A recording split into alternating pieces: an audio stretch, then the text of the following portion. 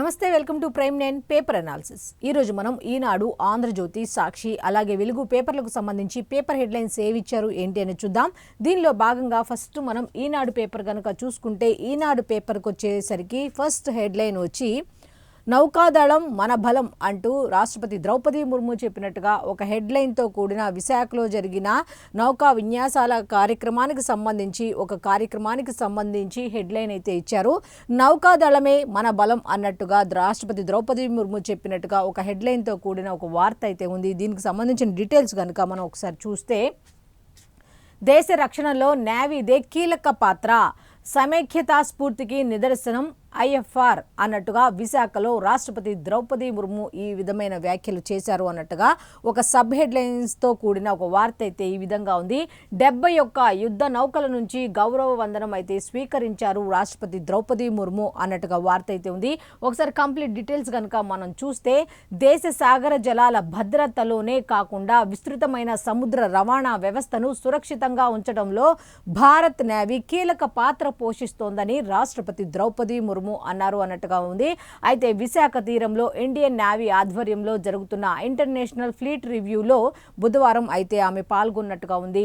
అయితే ఐఎన్ఎస్ సుమిధపై ప్రయాణించి 71 యుద్ధ నౌకల నుంచి గౌరవ వందనం స్వీకరించారు. రాష్ట్రపతి వెంట గవర్నర్ ఎస్ అబ్దుల్ నజీర్, ముఖ్యమంత్రి నారా చంద్రబాబు నాయుడు, ఉప ముఖ్యమంత్రి పవన్ కళ్యాణ్ దంపతులు, కేంద్ర మంత్రి Rammohan Naidu, navy chief admiral Dinesh K Tripathi తదితరులు ఉన్నట్టుగా తెలుస్తోంది. అయితే డీటెయిల్స్ ఇంకొకసారి ఇంకా డెప్త్గా వెళ్తే, అనంతరం వివిధ దేశాల నేవీ అధికారులు, అతిథులను ఉద్దేశించి రాష్ట్రపతి మాట్లాడారు. దేశాల మధ్య సుహృద్భావ వాతావరణాన్ని పెంపొందించడంలో ఇతర దేశాల నౌకాదళాలతో భాగస్వామ్యం నెలకొల్పడంలో భారత నేవీ అయితే కీలక పాత్ర పోషిస్తోంది అన్నట్టుగా ఉంది. భారత్ మిత్ర దేశాల మధ్య ఉన్న ఐకమత్యం, నమ్మకం, పరస్పర గౌరవానికి ఐఎఫ్ఆర్ ఓ నిదర్శనంగా నిలుస్తుంది అంటూ ఆవిడ చెప్పడం జరిగింది. తీరం వెంబడి వివిధ దేశాల జెండాలు, నౌకాదళ సిబ్బందితో ఉన్న ఈ యుద్ధ నౌకలను చూస్తుంటే సంతోషంగా ఉంది అన్నట్టు ఆవిడ ఆనందం వ్యక్తం చేసినట్టుగా ఉంది. ఈ వాతావరణం ఉమ్మడి ఏకాత్మ భావనను ప్రతిబింబిస్తోంది.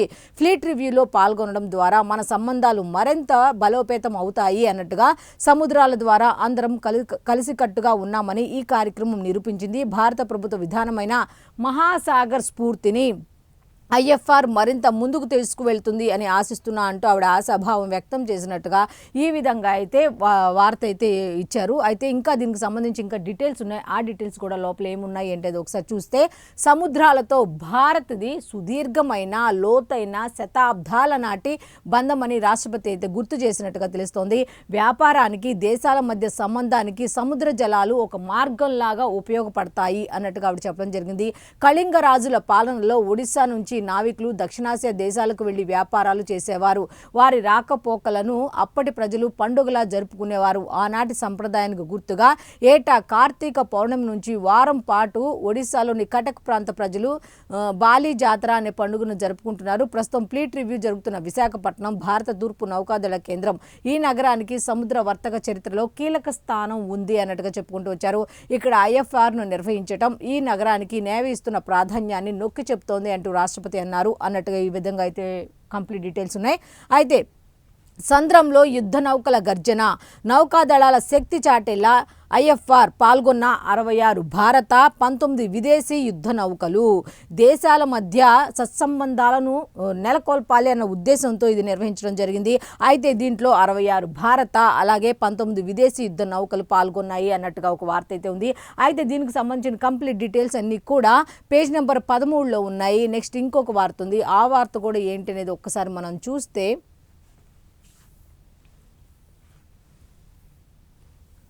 భారత్ అమెరికా మధ్య సబ్సికేబుల్ అన్నట్టుగా ఒక హెడ్లైన్తో కూడిన వార్త అయితే ఉంది.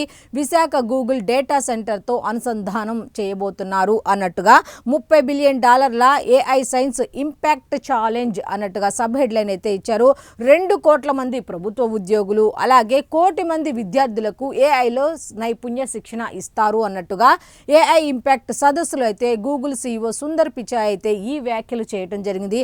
అయితే ఈ వార్తకు సంబంధించిన డీటెయిల్స్ డీటెయిల్స్ కూడా ఉన్నాయి. ఆ డీటెయిల్స్ ఏంటి కనుక ఒకసారి మనం చూస్తే, భారత్ అమెరికా మధ్య ఏఐ కనెక్టివిటీని పెంచేందుకు కొత్త సబ్సీ కేబుల్ రూట్లు ఏర్పాటు చేయనున్నట్లు గూగుల్ సీఈఓ సుందర్ పిచాయ్ పేర్కొన్నారు. ఢిల్లీలో జరుగుతున్న ఏఐ ఇంపాక్ట్ సమ్మిట్కు వచ్చిన ఆయన ఆంధ్రప్రదేశ్లోని విశాఖపట్నంలో $15 బిలియన్ పెట్టుబడితో 1000 మెగావాట్ల ఏఐ హబ్ ఏర్పాటు, అంతర్జాతీయ సబ్సీ కేబుల్ గురించి ప్రస్తావించారు అన్నట్టుగా ఒక వార్త అయితే ఉంది. అది దీనికి సంబంధించి ఇంకా కంప్లీట్ డీటెయిల్స్ అయితే ఉన్నాయి. దీనికి సంబంధించిన కంప్లీట్ డీటెయిల్స్, దీని ద్వారా ఆంధ్రప్రదేశ్కి ఏ విధంగా ఉపయోగం ఏంటి అనే దాన్ని కూడా కంప్లీట్ డీటెయిల్స్ అయితే ఇవ్వడం జరిగింది. దీనికి సంబంధించిన కంప్లీట్ డీటెయిల్స్ అన్నీ కూడా పేజ్ నెంబర్ 2లో ఉన్నాయి. నెక్స్ట్ ఇంకొక వార్త ఉంది, ఆ వార్తకు కూడా మనం వెళ్ళిపోతే, ఉగాదికి మరో డిఎస్సి అంటూ డిఎస్సికి సంబంధించి ఒక వార్త అయితే ఉంది. ఉగాది నాటికైతే మరో డిఎస్సికి సంబంధించిన పోస్టులకు సంబంధించి భర్తీ చేసే అవకాశం ఎంతమందికి ఏంటి అనే దాని మీద ఒకసారి మన డీటెయిల్స్ చూస్తే, ఉగాదికి మరో డిఎస్సి అనే హెడ్లైన్తో కూడిన వార్త అయితే ఈ విధంగా ఇవ్వడం జరిగింది.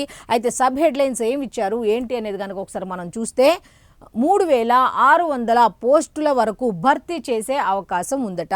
గత ఏడాది సిలబస్ నిబంధనలే ఈసారి కూడా అమలు చేయనున్నారు అన్నట్టుగా పాఠశాల విద్యాశాఖ దీని మీద పూర్తి స్థాయిలో కసరత్తు చేస్తోంది అన్నట్టుగా వార్త ఇచ్చారు. అయితే దీనికి సంబంధించిన డీటెయిల్స్ కూడా ఒకసారి మనం చూస్తే, రాష్ట్ర ప్రభుత్వం మరో డిఎస్సి ప్రకటించేందుకు సిద్ధమైంది అన్నట్టుగా అయితే ఇచ్చారు. ఏటా డిఎస్సి నిర్వహిస్తామని ఇటీవల విద్యా ఐటీ శాఖ మంత్రి నారా లోకేష్ ఇచ్చిన హామీ మేరకు నోటిఫికేషన్కు ప్రణాళిక సిద్ధం చేస్తుంది విద్యాశాఖ అన్నట్టుగా ఉంది. అయితే ఇది ఎప్పుడు అంటే, ఉగాది పండుగ సందర్భంగా ఉపాధ్యాయ నియామకాలకు ప్రకటన విడుదల చేయాలని భావిస్తోంది అన్నట్టుగా ఉంది. అయితే ఇప్పటికే క్షేత్రస్థాయి నుంచి ఖాళీల వివరాలను పాఠశాల విద్యాశాఖ సేకరించింది. అన్ని రకాల పోస్టులు కలిపి 3600 వరకు పోస్టులు ఉండొచ్చు అని అంచనా వేస్తున్నారు. ఆదర్శ పాఠశాలలు, ఏపీ రెసిడెన్షియల్ ఎడ్యుకేషన్ ఇన్స్టిట్యూషన్లు, సంక్షేమ శాఖలకు చెందిన పాఠశాలల నుంచి ప్రాథమికంగా వివరాలు తీసుకున్నారు అన్నట్టుగా ఉంది. అయితే దీనికి సంబంధించిన ఇంకా కంప్లీట్ డీటెయిల్స్ ఇచ్చారు. దీనికి సంబంధించిన కంప్లీట్ డీటెయిల్స్ అన్ని కూడా పేజ్ నెంబర్ 2లో ఉన్నాయి. నెక్స్ట్ ఇంకొక వార్త ఉంది, ఆ వార్త కూడా ఏంటి అనేది ఒకసారి మనం చూస్తే,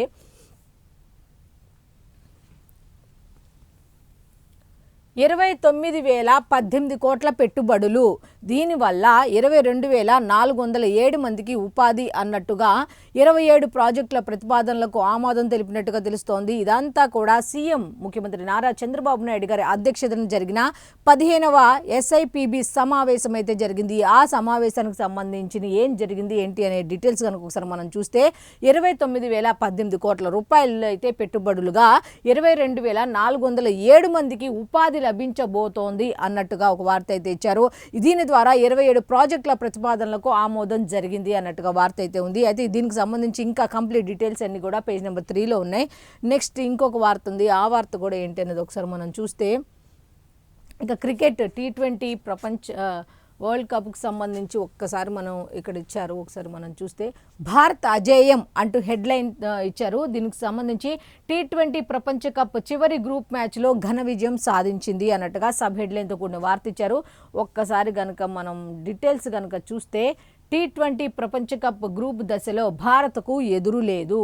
హ్యాట్రిక్ విజయాలతో ఇప్పటికే సూపర్ 8 బెర్త్ను సొంతం చేసుకున్న టీమిండియా బుధవారం చివరి లీగ్ మ్యాచ్లో 17 పరుగుల తేడాతో నెదర్లాండ్స్ను ఓడించింది అన్నట్టుగా ఇచ్చారు.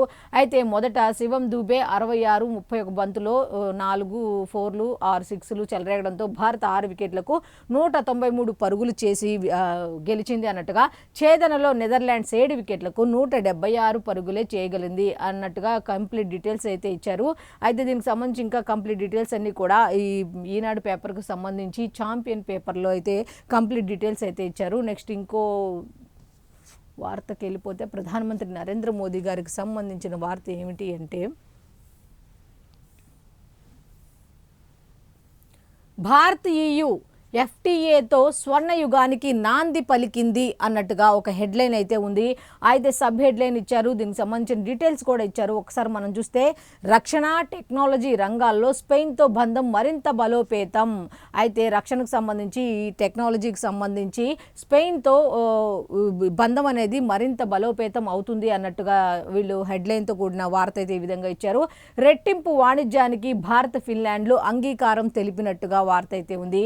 అయితే 7 దేశాల అధినేతలు 2 సీఈఓలతో మోదీ అయితే సమావేశం అయ్యారు అన్నట్టుగా ప్రపంచ దేశాల నేతలకు విందించిన ప్రధానమంత్రి నరేంద్ర మోదీ అన్నట్టుగా వాళ్ళతో మీటింగ్ ఏర్పాటు చేసింది కూడా ఇక్కడ పిక్స్ ఇవ్వడం జరిగింది. అయితే దీనికి సంబంధించిన డీటెయిల్స్ కూడా ఉన్నాయి. ఒకసారి మనం చూస్తే భారత్ ఐరోపా కూటమి మధ్య కుదిరిన స్వేచ్ఛా వాణిజ్య ఒప్పందంతో స్వర్ణయుగానికి నాంది పలికినట్లు అయింది అన్నట్టుగా ప్రధానమంత్రి నరేంద్ర మోదీ చెప్పడం జరిగింది. భారత్తో పాటు ఈయూలోని దేశాలకు ఇది ఎంతో మేలు చేయనుందని వెల్లడించారు. ఏఐ ఇంపాక్ట్ సమ్మిట్లో పాల్గొనేందుకు భారత్కు వచ్చిన దేశాధినేతల్లో 7గురితో బుధవారం ఢిల్లీలో ఆయన సమావేశమయ్యారు. అయితే ఏఐ ఇంపాక్ట్ సమ్మిట్ ఒకటి జరుగుతోంది కదా ఢిల్లీలో. అయితే దీనికి సంబంధించి దేశాధినేతలు కొంతమంది భారత్కు రావడంతో ఈ సమ్మిట్లో పాల్గొనేందుకు వాళ్ళతో ఆయన మాట్లాడినట్టుగా తెలుస్తోంది. వాణిజ్య ఒప్పందాలు, కొన్ని రకాల ఒప్పందాలు కుదుర్చుకున్నట్టుగా తెలుస్తోంది. దీనికి సంబంధించి ద్వైపాక్షిక అంశాలపై వారితో చర్చించారు. 2 సీఈఓలతోనూ మోదీ భేటీ అయ్యారు అన్నట్టుగా అయితే వార్త ఇచ్చారు. అయితే దీనికి సంబంధించి ఎటువంటి వాటిలో ఒప్పందాలు కుదిరాయి, ఏంటి, ఏ విధంగా వాణిజ్య రంగంలో, మిగతా ఏఐకి సంబంధించి, టెక్నాలజీకి సంబంధించి ఎటువంటి రంగాల్లో వాళ్ళు ఒప్పందాలు చేసుకున్నారు ఏంటి అనే దాని మీద, మిగతా ఏ దేశాధినేతలతో ఆయన సమావేశమయ్యారు, సీఈఓలతో సమావేశమయ్యారు అనే దాని మీద కంప్లీట్ డీటెయిల్స్ అన్నీ కూడా పేజ్ నెంబర్ 2లో ఉన్నాయి. నెక్స్ట్ ఇంకొక వార్త ఉంది. ఆ వార్త కూడా ఒక్కసారి మనం వెళ్ళిపోతే, నిర్మాణ సమయంలో VLT 50% తగ్గింపు అంటూ మున్సిపల్ సవరణ బిల్లుకు శాసనసభ అయితే ఆమోదం తెలిపినట్టుగా ఉంది ఒక వార్త. అయితే దీనికి సంబంధించిన కంప్లీట్ డీటెయిల్స్ ఒకసారి కనుక మనం చూసుకుంటే, భవన నిర్మాణ సమయంలో వసూలు చేస్తున్న ఖాళీ స్థలం పన్నును 50% ప్రభుత్వం తగ్గించనుంది. అనుమతులు తీసుకున్న తేదీ నుంచి, ఎప్పుడైతే అనుమతులు తీసుకున్నారో అక్కడి నుంచి అది వర్తిస్తుంది అన్నట్టుగా ఇచ్చారు. అయితే VLTని సగానికి తగ్గిస్తూ శాసనసభలో రాష్ట్ర పురపాలక పట్టణాభివృద్ధి శాఖ మంత్రి పొంగూరు నారాయణ బుధవారం ప్రవేశపెట్టిన మున్సిపల్ సవరణ బిల్లును సభ్యులు ఏకగ్రీవంగా ఆమోదించారు అన్నట్టుగా వార్త అయితే ఉంది. అయితే నిర్మాణ సమయంలోనూ VLT వసూలు చేయడం ఆర్థికంగా భారమవుతుందన్న ప్రజల స్థిరాస్తి వ్యాపార సంఘాల విజ్ఞప్తులను ప్రభుత్వం పరిగణలోకి తీసుకొని 50% తగ్గించాలని నిర్ణయం తీసుకున్నట్టుగా చెప్పారు. అయితే దీనికి సంబంధించి ఇంకా ఎటువంటి డీటెయిల్స్ ఉన్నాయి ఏంటి అనే దాని మీద కంప్లీట్ డీటెయిల్స్ అన్ని కూడా పేజ్ నెంబర్ 2లో ఉన్నాయి. నెక్స్ట్ ఇంకొక వార్త ఉంది. ఆ వార్త కూడా ఏంటి అనేది ఒకసారి చూస్తే, ప్రభుత్వ పాఠశాలల్లో AI ట్యూటర్ అంటూ ప్రయోగాత్మకంగా అమలు చేయిస్తున్నారు అన్నట్టుగా ఒక వార్త అయితే ఉంది. IIT మద్రాస్తో పాఠశాల విద్యాశాఖ ఒప్పందం 20న అన్నట్టుగా ఒక వార్త ఉంది. ఒక్కసారి కనుక మనం డీటెయిల్స్ చూస్తే, ప్రభుత్వ పాఠశాలల విద్యార్థుల కోసం రాష్ట్ర ప్రభుత్వం కృత్రిమ మీద AI ట్యూటర్ విధానాన్ని తీసుకువస్తోంది. IIT మద్రాస్ రూపొందించిన డిజిటల్ లెర్నింగ్ విధానాన్ని ప్రయోగాత్మకంగా ఏపీలోని ప్రభుత్వ పాఠశాలలో అమలు చేయనున్నారు. అయితే ఏపీలోని ఏ ప్రభుత్వ పాఠశాలలో అన్నీయా, లేకపోతే ఇంకా కొన్నా, లేకపోతే సెలెక్టివ్గా చేసుకున్నారా, ఫస్ట్ ప్రయోగం కాబట్టి అనే దాని మీద కంప్లీట్ డీటెయిల్స్ అన్నీ అయితే తీసుకున్నారు. మొత్తానికైతే ప్రభుత్వ పాఠశాలలో కూడా ఈ ఏఐని ఎలా ఉపయోగించాలి, ఏ విధంగా ప్రయోగాత్మకంగా ఈ AI ట్యూటర్ని ఎలా ఉపయోగించాలి ఏంటి అనే దాని మీద అయితే కంప్లీట్ డీటెయిల్స్ అయితే ఇచ్చారు. నిజంగా ఇది ఒక అద్భుతమైన కార్యక్రమం అని చెప్పొచ్చు విద్యార్థులకు కూడా. సో దీనికి సంబంధించిన కంప్లీట్ డీటెయిల్స్ అన్నీ కూడా పేజ్ నెంబర్ 2లో ఉన్నాయి. దీనికి సంబంధించింది కూడా విద్యాశాఖ ఒప్పందం అయితే 20వ తారీఖున కుదుర్చుకోనున్నట్టుగా తెలుస్తోంది. కంప్లీట్ డీటెయిల్స్ పేజ్ నెంబర్ 2లో ఉన్నాయి. నెక్స్ట్ ఇంకొక వార్త ఉంది. ఆ వార్త కూడా ఏంటి ఒకసారి మనం చూస్తే, దళిత యువకుడు సుబ్రహ్మణ్యం హత్యలో వైఎస్ఆర్ కాంగ్రెస్ పార్టీ ఎమ్మెల్సీ అనంతబాబు భార్య పాత్ర ఉంది అన్నట్టుగా ఒక హెడ్లైన్తో కూడిన వార్త అయితే ఉంది. డీటెయిల్స్ ఒకసారి మనం చూస్తే, భర్తతో పాటు ఆమె ప్రత్యక్షంగా పాల్గొన్నారు, హత్యకు ప్రేరేపించారు. భర్తతో పాటు ఆమె కూడా ప్రత్యక్షంగా పాల్గొన్నారు, హత్యకు ప్రేరేపించారు అన్నట్టుగా వీళ్ళైతే ఇచ్చారు. CCTV ఫుటేజ్ల విశ్లేషణలో నిగ్గు తేలింది ఈ నిజం అన్నట్టుగా అభియోగ పత్రంలో పేర్కొన్న సిట్ అయితే దీనికి సంబంధించిన వివరాలన్నీ కూడా అభియోగ పత్రం ఒకటి దాంట్లో మొత్తం పొందుపరచడం జరిగింది. కోర్టుకు సమర్పించిన అనుబంధ ఛార్జ్ షీట్లో పేర్కొన్న పోలీసులు అన్నట్టుగా వార్త అయితే ఉంది. అయితే దళిత యువకుడు వీధి సుబ్రహ్మణ్యం హత్యలో వైఎస్ఆర్ కాంగ్రెస్ పార్టీ ఎమ్మెల్సీ అనంతబాబుతో పాటు ఆయన భార్య అనంతలక్ష్మి దుర్గా అలియాస్ రోజా కూడా పాల్గొన్నారని సిట్ తేల్చింది. ఈ హత్యకు ప్రేరేపించడమే కాకుండా ఈ నేరంలో అనంతబాబుకు అన్ని విధాలా ఆమె సహకరించారని నిర్ధారించింది. హత్య తర్వాత ఆధారాల ధ్వంసం, మాయంలోనూ ఆమె కీలక పాత్ర ఉందంటూ సిట్ తేల్చడం జరిగింది. అయితే దీనికి సంబంధించిన కంప్లీట్ డీటెయిల్స్ అన్ని కూడా పేజ్ నెంబర్ 2లో ఉన్నాయి. నెక్స్ట్ ఇంకొక వార్త, ఇంపార్టెంట్ వార్త ఒకటి ఉంది. ఆ వార్త కనుక ఒక్కసారి మనం చూస్తే, ఇది కావాలని నేను లాస్ట్ ఉంచాను, ఒకసారి చూద్దాం. శవమై తేలిన మృగాడు అంటూ ఒక హెడ్లైన్తో కూడిన వార్త అయితే ఉంది. మదనపల్లిలో 7 ఏళ్ల చిన్నారిపై అఘాయిత్యం చేసి హత్య చేసినటువంటి దుర్మార్గుడు శవమై తేలిన మృగాడు అంటూ వీళ్ళు హెడ్లైన్తో కూడిన వార్త అయితే ఇచ్చారు.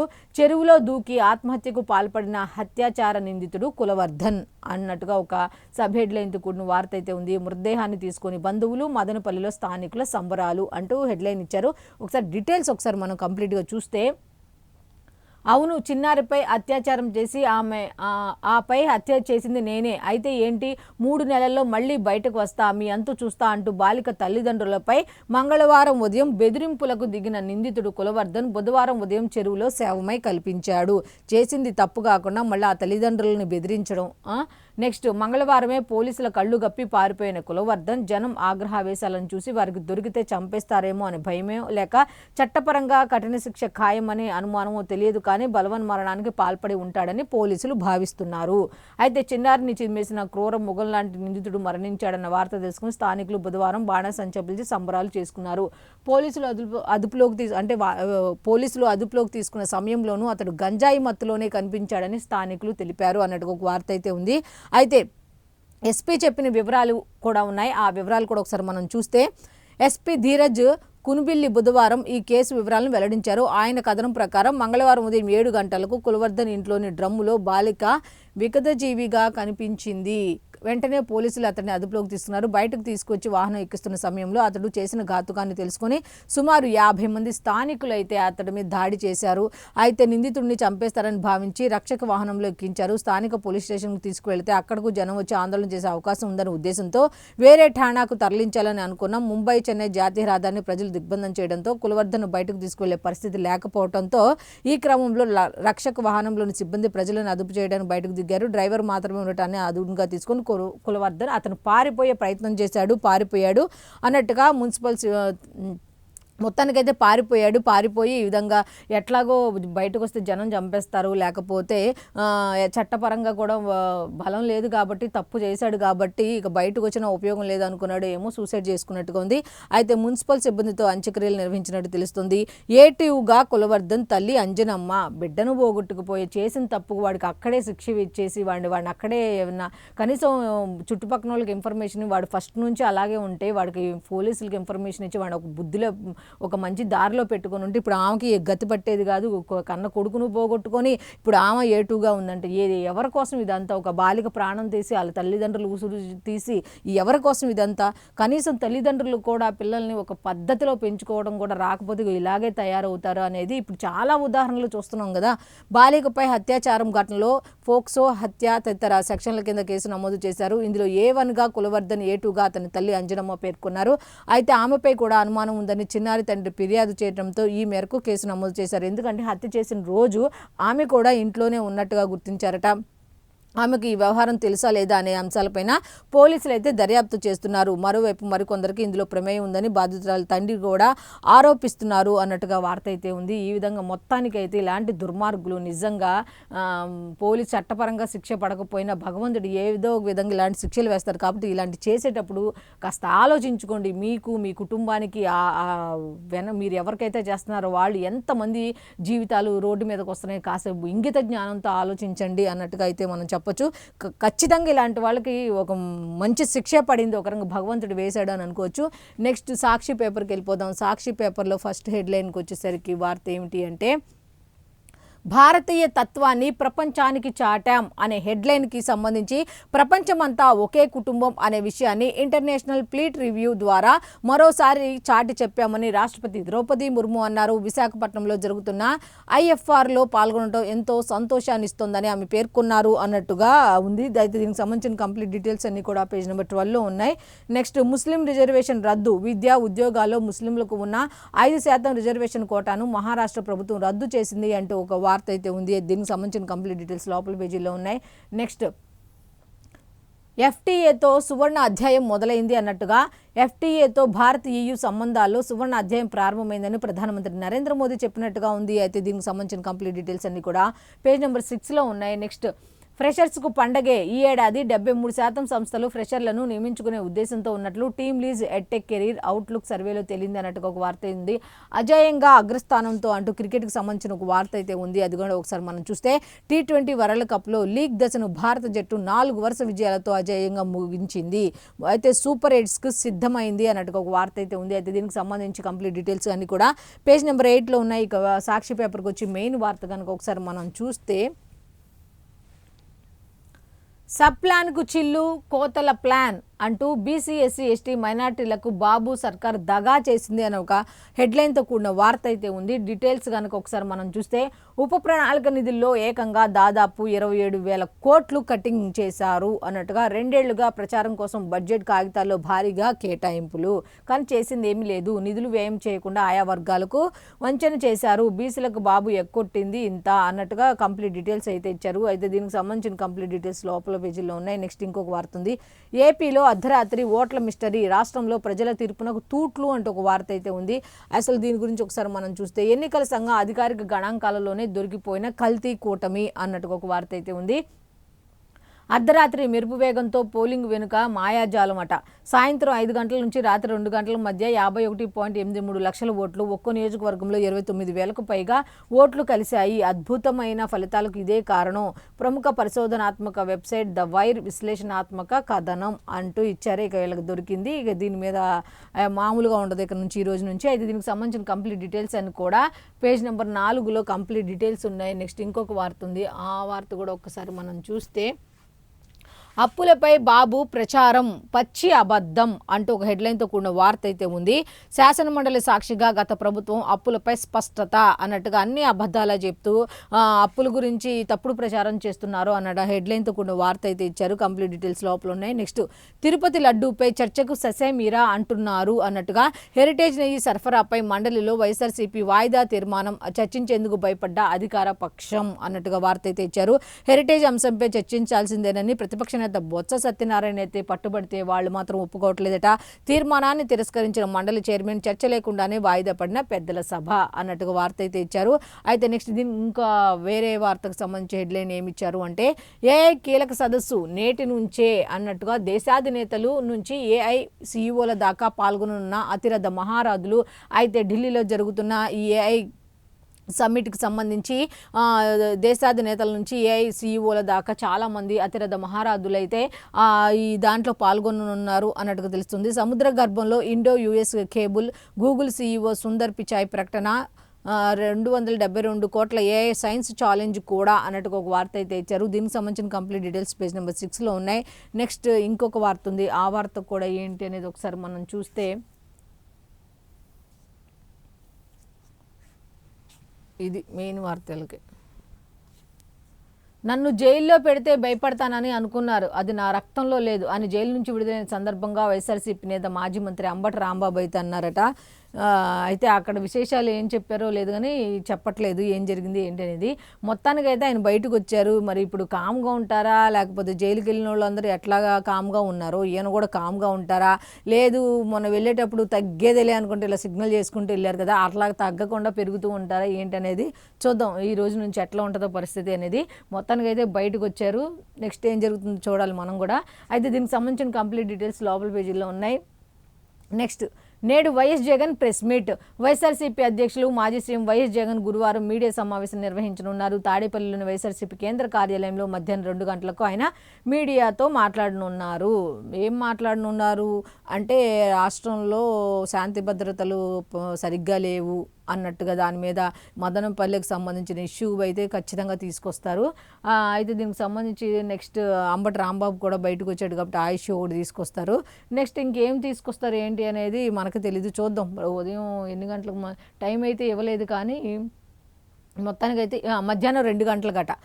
మామూలుగా అయితే ఉదయం 11 లేదా మధ్యాహ్నం 3, ఈసారి టైం మారి మధ్యాహ్నం 2 గంటలకైతే మీడియా సమావేశాన్ని అయితే నిర్వహించనున్నారు అన్నట్టుంది. అయితే ఈ మీడియా సమావేశంలో ఏం మాట్లాడతారు ఏంటి తెలియాలంటే మనం కూడా 2 గంటల దాకా వెయిట్ చేయాల్సిందే. సో దీనికి సంబంధించిన డీటెయిల్స్ ఈ విధంగా ఉన్నాయి. నెక్స్ట్ ఆంధ్రజ్యోతికి వెళ్ళిపోదాం. ఆంధ్రజ్యోతికి వచ్చేసరికి ఫస్ట్ హెడ్లైన్ అయితే అసెంబ్లీ ఆమోదించిన 3 పేర్ల నుంచే గవర్నర్ నియామకం, రాష్ట్రపతి కట్టుబడి ఉండేలా ఆర్టికల్ 155ని సవరించాలి, గవర్నర్లకు 5 ఏళ్ల పదవీ కాలం చాలు, కేంద్ర రాష్ట్ర సంబంధాలపై జస్టిస్ కురియన్ కమిటీ సిఫార్సు, తమిళ సర్కారుకు అందజేత నివేదికను అసెంబ్లీ ముందుంచిన సీఎం స్టాలిన్ అంటూ ఒక వార్త అయితే ఉంది. అయితే దీనికి సంబంధించిన కంప్లీట్ డీటెయిల్స్ లోపల పేజీలో ఉన్నాయి. నెక్స్ట్ ఇంకొక వార్త, హార్ముజ్లో యుద్ధ మేఘాలు అన్నట్టుగా అమెరికా యుద్ధ నౌకలు బలగాల మోహరింపు, పశ్చిమాసియాకు 50కు పైగా యుద్ధ విమానాలు అన్నట్టుగా ఇరాన్, రష్యా, చైనా ఉమ్మడి సైనిక విన్యాసాలు అంటూ ఒక వార్త అయితే ఉంది. జలసంధిని తాత్కాలికంగా మూసివేసిన ఇరాన్, అమెరికా యుద్ధ నౌకలు మునగవచ్చు అంటూ ఖమేనీ చెప్పడం జరిగింది. దీనికి సంబంధించిన కంప్లీట్ డీటెయిల్స్ లోపల పేజీలో ఉన్నాయి. నెక్స్ట్ మెయిన్ వార్తకు వచ్చేసరికి చెరువులో శవమయ్యాడు అన్నట్టుగా ఒక వార్త ఉంది. బాలిక రేపిస్టు కులవర్ధన్ ఆత్మహత్య, పోలీసు వాహనంలో తరలిస్తుండగా తప్పించుకుని పారిపోయిన వైనం, అలాగే రంగంలోకి ప్రత్యేక పోలీసు బృందాలు, చివరికి చెరువులో దొరికిన మృతదేహం, రేపిస్టు మృతితో మదనపల్లిలో సంబరాలు, సీఎం చిత్రపటానికి మహిళల పాలాభిషేకం, చిన్నారికి పూర్తయిన అంత్యక్రియలు అన్నట్టుగా వార్త అయితే ఇచ్చారు. అయితే దీనికి సంబంధించిన కంప్లీట్ డీటెయిల్స్ అన్ని కూడా లోపల పేజీల్లో ఉన్నాయి. నెక్స్ట్ ఇంకొక వార్త ఉంది, భళా నేవీ అంటూ నిన్న విశాఖలో జరిగిన నేవీకి సంబంధించిన IFIR జరిగిన ఒక కార్యక్రమం గురించి డీటెయిల్స్ ఇవ్వడం జరిగింది. భళా నేవీ అనే హెడ్లైన్తో కూడిన వార్త అయితే ఉంది. విశాఖ తీరంలో అంతర్జాతీయ నౌకాదళ సమీక్ష, ఇది బల ప్రదర్శన కాదు, స్నేహానికి ప్రతీక అంటూ రాష్ట్రపతి ముర్ము చెప్పడం జరిగింది అన్నట్టుగా వార్త అయితే ఉంది.